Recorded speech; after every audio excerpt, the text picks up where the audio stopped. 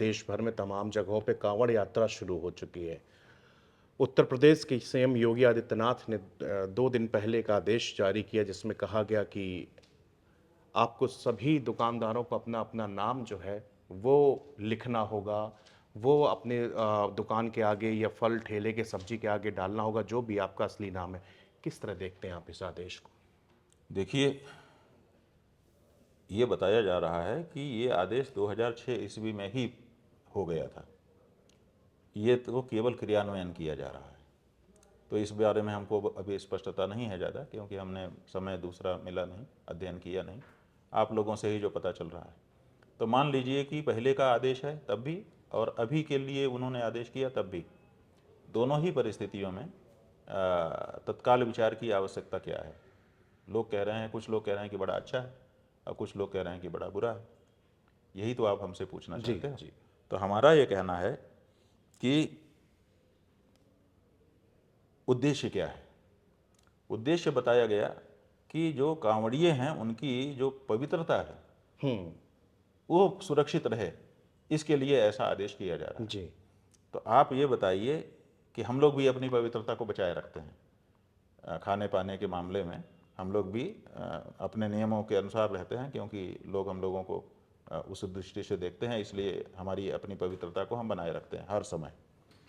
कांवड़िया तो कांवड़ जब तक ले जाएगा तब तक वो सचेष्ट है, लेकिन हमारा तो पूरा जीवन व्रतमय है। जीवन तो पूरा। इसलिए हम अपने पूरे जीवन को कसौटी पर कसे रहते हैं और हर समय इस बात का विचार किए रहते हैं कि कहीं से कोई अपवित्रता हमारे अंदर ना आ जाए। लेकिन इसके लिए हम किसी की पहचान को तो उजागर करने के लिए नहीं कहते। हम अपनी व्यवस्था रखते हैं, अपने खाने पीने का तौर तरीका हमने अपना अंदरूनी बना रखा है, उसी के अनुसार हम खाते पीते हैं और जीवित रहते हैं, कार्य करते हैं। तो ऐसी परिस्थिति में अगर किसी को अपनी पवित्रता सुरक्षित रखनी है तो उसको किसी का नाम, किसी की जाति, किसी का धर्म, ये सब सार्वजनिक करने की क्या ज़रूरत है। वो अपनी पवित्रता अपने ढंग से कायम रखे, एक बात है। और दूसरी बात यह है कि केवल नाम से पवित्रता आ जाएगी।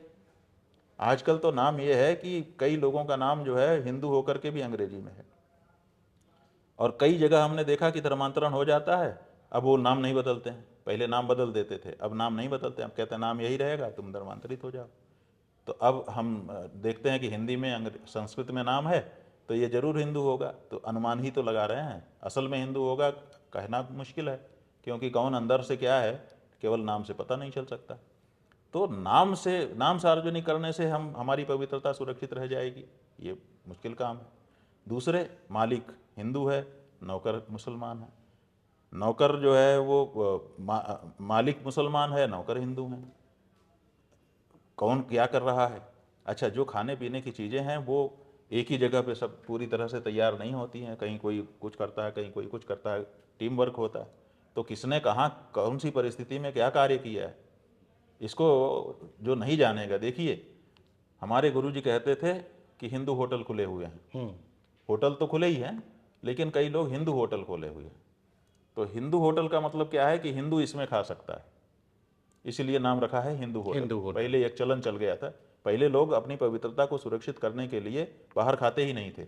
जब कहीं निकलना होता था तो अपने घर से पैक कर कुछ लेते ऐसी चीज़ें पैक करके ले जाते थे। 2-4 दिन का होता तो सत्तू आदि ले जाते थे, चना चबैना ले जाते थे, फल फूल ले करके खाते थे, ये ताकि सब करते थे। पवित्रता ना भंग हो। ठीक है, ऐसा अपना बर्ताव लोग करते थे।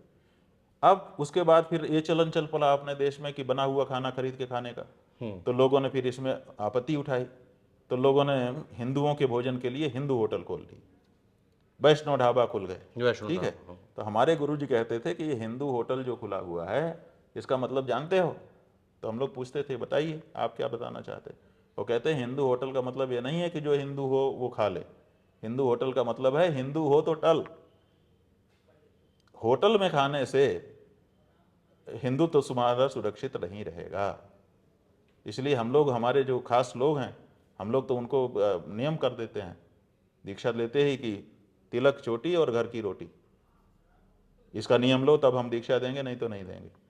तिलक हम माथे में लगाओगे, चोटी नहीं कटवाओगे, और कम से कम घर की रोटी। पहले 3 नियम तो यही है, घर की रोटी खाओ, क्योंकि बाहर की जो रोटी है, देखिए पवित्रता की दृष्टि से भी वो पूरी तरह से कसौटी पे नहीं कसी जा सकती है। हिंदू भी होगा, चप्पल पहन के बनाएगा, पता नहीं कैसे हाथ से बनाएगा, पता नहीं किस भावना से बनाएगा, वो तो नौकरी कर रहा है ना, वो बात नहीं आएगी भोजन में। और दूसरे, जो स्वास्थ्य है, स्वास्थ्य भी भोजन के साथ जुड़ा हुआ है, केवल पवित्रता नहीं जुड़ी है।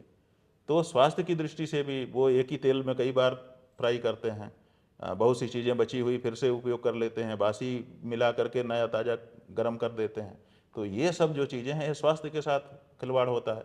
तो हम कहते हैं कि तुम्हारा जो धर्म है वो भी बाहर खाने से मुश्किल में पड़ेगा और तुम्हारा स्वास्थ्य भी मुश्किल में पड़ेगा। इसलिए घर की रोटी का नियम करो, तिलक चोटी और घर की रोटी, ये पहले 3 नियम हैं हमारे। तो ये क्यों कहते हैं? इसीलिए कि धर्म भी सुरक्षित रहे और स्वास्थ्य भी सुरक्षित रहे और किसी को हर्ट भी ना हो कि अरे तू भाग, तेरा नहीं खाऊंगा, ऐसा कह करके हम किसी को चोट भी पहुंचाते हैं। तो हम किसी को क्यों चोट पहुंचाएं? हम तो सबको आदर करना चाहते हैं। तो जिसको पवित्रता सुरक्षित रखनी है उसके तरीके हैं। अब आप कानून के माध्यम से ये कर लेंगे, इसमें हमको कम आशा है।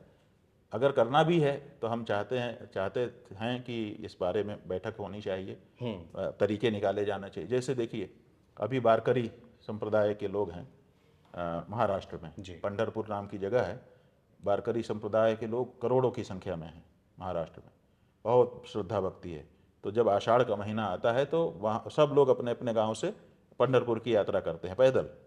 तो वारी यात्रा होती है, कम से कम 15-20 लाख लोग वहाँ पर इकट्ठा होते हैं।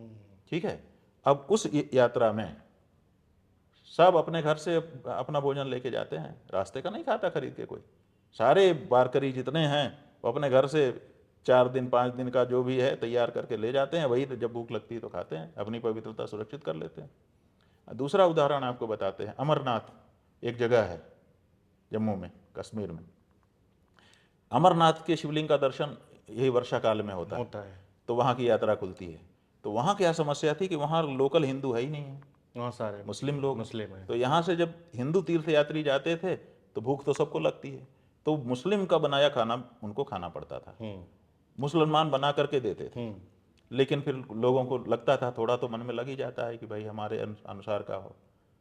जिसके मन में नफरत नहीं है उसके मन में भी ये भावना तो अपना तो की तो रहती ही है ना, कि मेरे अनुसार का सब कुछ हो।